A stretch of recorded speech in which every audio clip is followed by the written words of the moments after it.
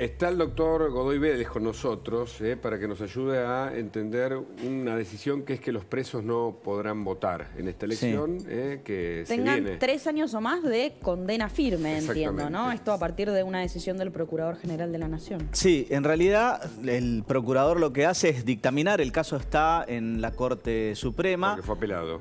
Porque fue apelado justamente. Primero había denegado este pedido el Tribunal Oral de Mar del Plata, después fue a casación. En casación lo que se planteó fue la inconstitucionalidad de diversos códigos, tanto expliquémosle a la artículos gente, del Código Penal. Un chico que estaba preso tenía una condena de 6 años, ¿no? Tiene una condena de 6 años. Que pidió votar.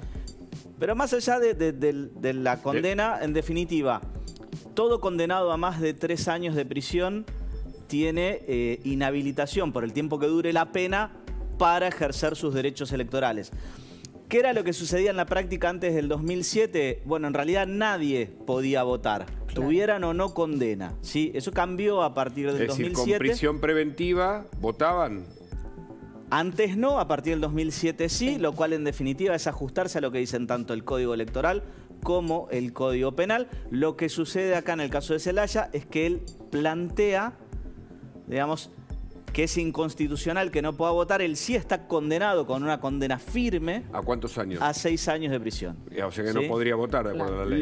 Claro, o sea, no puede, por eso lo que plantean es la inconstitucionalidad de la ley. Para entender dónde estamos parados, actualmente desde el 2007, como bien vos explicás, quienes podían votar son los procesados o quienes no tienen una condena firme. Claro, quienes no tienen una condena firme, exacto. O sea, tanto los que tienen una prisión preventiva o quienes por ahí tienen una condena que no está firme.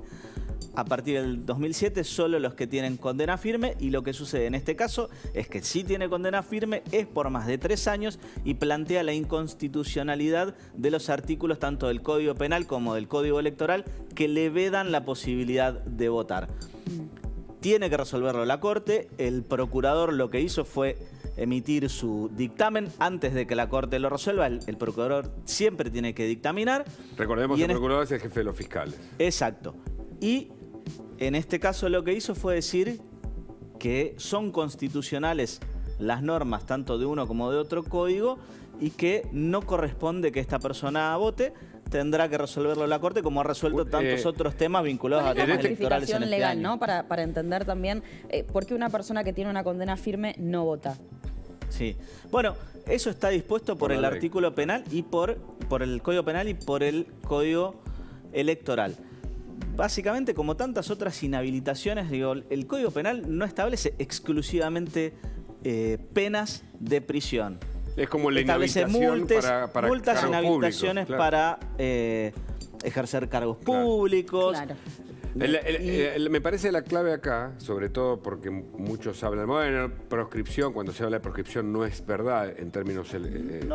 acá, la condena tiene el doble conforme, es decir, hubo una sentencia... Sí, es una sentencia firme. Firme, es decir, que dos tribunales independientes, o de 2 instancias distintas, mejor dicho, condenaron a esta persona a 6 años. Sí, y a diferencia de otros casos que por ahí se han planteado anteriormente, este sí tiene condena firme. Otros casos que se plantearon antes nunca tenían estos requisitos, ¿sí? Y nunca se había planteado la inconstitucionalidad de las normas, no se habían cuestionado, sino que lo que se decía era... ¿Usted tiene una opinión, doctor, sobre esto?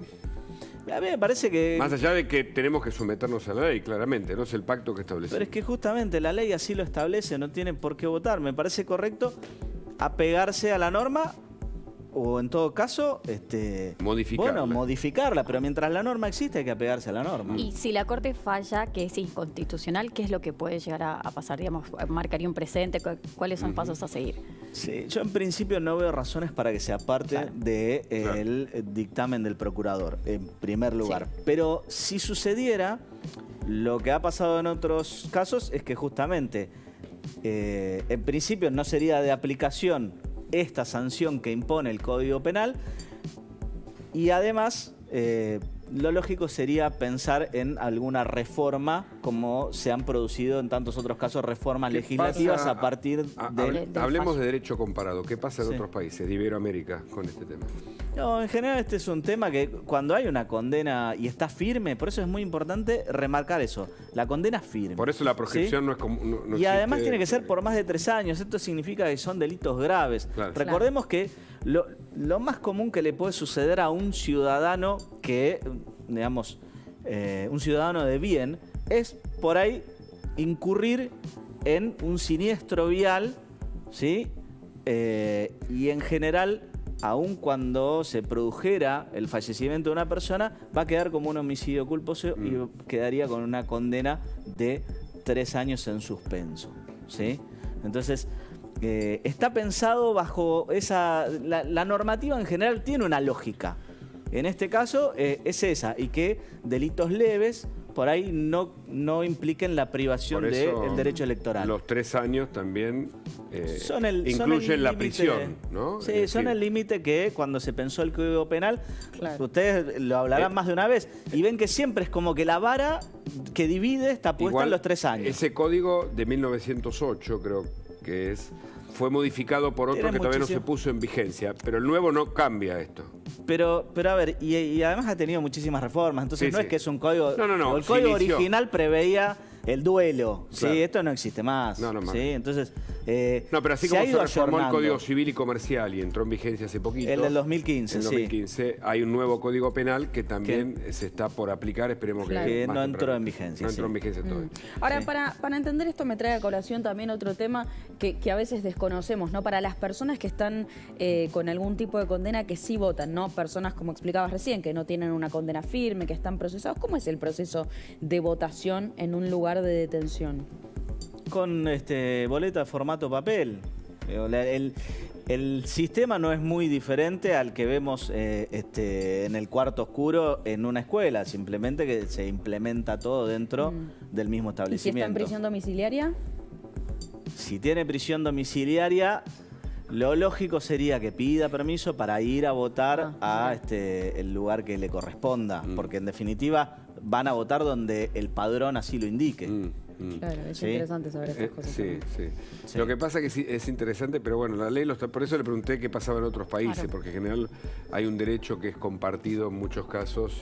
Sí, a ver, en lo que es Latinoamérica en general lo que pasa es lo que pasaba acá antes, ¿sí? Es decir, que cualquier persona que estaba en prisión no ejerce su derecho electoral más allá de que tenga o no una condena. Las razones en general tienen que ver con que dicen los que estudian esto que la participación ciudadana se ejerce efectivamente con el voto. Sí. Con lo cual, si uno viola el sistema, queda excluido de la participación ciudadana. Un poco ese es el espíritu. Usted corríjame, ¿no? Sí, y ese es un poco el espíritu que por eso hace esta división entre lo que podríamos considerar delitos leves y aquellos que ya revisten una mayor gravedad. Por eso los 3 años. Por eso los 3 años, sí. Es interesante.